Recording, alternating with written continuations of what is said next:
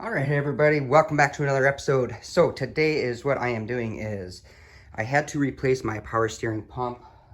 The old one, not sure where it went, but it was leaking really bad. So I went ahead and got this replaced. It's pretty simple. It's just 3 quick bolts, one there, one there, one there. Those come out, take off these 2 lines, and then you pop this off, push it up, and then that comes off, and you get the this line off as well. So while I'm at it, I need to clean this up a bit because this does not slide at all very easily. So if I were to get in a crash, I'm not sure how well it would smash in. And I don't want the steering wheel to be, decapitating me or putting, hurting my body. So I need to get that out fixed. So in order to do that, I got to take the steering column out. This is pretty easy. 2 bolts, one up there, one on the other side, that hold the steering column up. And down here, there's a few bolts that go around the bracket that holds it to the firewall. So I'm gonna get that done and going. Another thing that I did while I was at it is I got these installed so I could turn the lights on and off, or the lights turn on and off when the doors open. So that's pretty exciting, got those in. And then if I have enough time today, I only have a few hours of work here, I would like to hopefully get the dash installed. Somebody was asking me about the dash and how to take it out. I apologize, I forgot your name off the top of my head. I believe it was Eric. It's pretty simple. There's a few clips, and it's what the clips do is the clips slide into these grooves here, and then they're pretty much screwed in, and then that's how it's secured to the top. There's a couple of bolts that hold about right here, or there's a bolt that holds up in here that holds the top of the dash to this cowl area, and then it just screws on to the base here. So, but anyway, let me get to work. I'm gonna go ahead and get this pulled out here, and then I will come back after I figure out what I'm gonna do to get that lubricated and moving freely. Alrighty, so I got the steering column all out. I got it apart. And it's what I did is I ended up getting this to be able to move freely. Just slides in and out like that, like it should. Is what I did. This is a pain, but I took this 3/4, half-inch drive, this long socket that I had, and I had to put it down this hole here and beat the snot out of this tube to get out. That sucker was in there super tight, like literally beating the crap out of it. And then it got to a point where that wasn't long enough, so I had to take a socket, where to go, this one, which most likely ruined it, but I had to drop a socket down in there, and then that, because it wasn't long enough, and this finally popped out and got free to go. And this is what I did is I just took it over here to my wire wheel and hit it on the wire wheel, got it all cleaned up. I shoved a ton of paper towels down in here.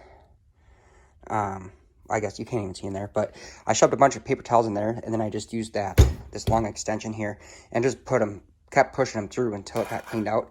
And then now it's at the point where it just slides up and down freely. So that's kind of what I did. Now my next thing that I need to do is this right here. It's supposed to slide into here, and it doesn't really go in like it should. It gets caught, and you got to kind of beat it on with a hammer, which I guess is okay, but yeah, I really don't like doing that. So what I'm going to do is I'm going to try to clean this shaft up, and then it looks like these are also, you can tell this side right here is bent in. I got to figure out if I can get that straightened out. I'll probably go take this into my vise and then take my hammer and a punch and see if I can just tap on it and get it to bend straight. Unfortunately, this is like super hard steel, and it's pretty thick, so it doesn't like to move very easily, but I'm gonna go do that and see what I can do. So I'll be back in a little bit. Okay, well, I was unable to get this all the way tightened in. However, this does slide like it should, so that's good. So what I'm going to do now is I'm just gonna go ahead and put it back in. First, I'm gonna put the bolt in here because it's back under here and it is super hard to get to. So let me put the bolt in there, and then, yeah, I will get everything hooked up and then I'll be right back. Alrighty, so I got everything in and hooked up and it seems to be working just fine. I started the car, ran it for a little bit, and that's good to go. So next thing is the dash here. So, yeah, I'm probably just gonna toss it in. I don't think I'm gonna film it just because it's such a pain in the ass to get in and out. So give me a minute here. Let me get it slapped in, and then I'll just kind of go over a few things here. So give me a moment. Alrighty, so here we go. I now have this dash installed. It's looking pretty good. It is dirty. I gotta clean it because it's been sitting in my other garage, just kind of collecting dust. So that's what it looks like. I just now realized that one thing I didn't show you guys that I got done or checked on the wiring was this right here. Was the blower. So that blower, it does work. It works well. Yeah, it's got the variable speed. So that's all working pretty good. So the next is putting in the instrument cluster. So I'm gonna put that in quick. And then once I get that in, the dash should be good. Now I ordered the carpet and everything, and I do have that, but I'm not sure if I'm gonna put it in yet. And I don't have any reason as to why I wouldn't put it in. I just think I'm just gonna hold off for now on putting it in. But yeah, I gotta do that. And then also, another YouTuber was saying, hey, you know what, why don't you go ahead, you should soundproof the ceiling of the car. So I'm gonna get some soundproofing and get that done as well, just to quiet it down. I thought about it when I was doing it, but I didn't think it would make a big difference, but it will. And then I'll probably, I'm not sure yet, I might soundproof the doors here. Yeah, the doors, this is a whole other, not issue, but a whole other thing that I gotta figure out on the doors here. The door skins that were on here were not from a 77. They're from another year. So if anybody is watching this and knows at all, can you put door panels on that are not 77 onto here? Or is there a lot of modification that needs to go on? The door panels that were on here, they were kind of rough and beat up, so I didn't really, I don't really want to use them. They're back here in the corner, kind of, yeah, you can see them back here. But anyway, yeah, they're kind of beat up. Oh man, and I gotta fix that again. My reverse lights keep coming on. But anyway, yeah, so let me get this gauge cluster in and I'll be right back. Alrighty, so I finally got the dash in and the instrument cluster and all the gauges and everything in. So it's looking actually pretty decent. I'm pretty happy with how it's looking. One thing I gotta figure out is right here, it's pretty high, and I don't like the big gap that's over on this side. When you look, I know that you'll probably never see it outside of the car, but man, that's thick. I don't like how thick it is. So I gotta either figure that out, or I don't know, put a dash pad on there. I'm not exactly sure, but this is kind of my view here with the gauges. Turn these on. Turn the lights on just for added effect. Oh, well, maybe not. The knob came off. I gotta tighten this knob up. But there we go. That's what everything's looking like. It's looking pretty slick. Here. There we go. Got the lights on. So everything is good to go. Everything seems to be working. I got turn signals. High beams work.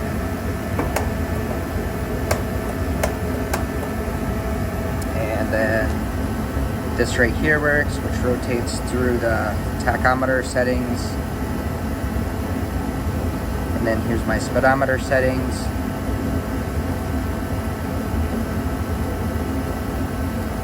So it's kind of cool. It's got all the readouts, which I really like. So yeah, there we go. Perfect.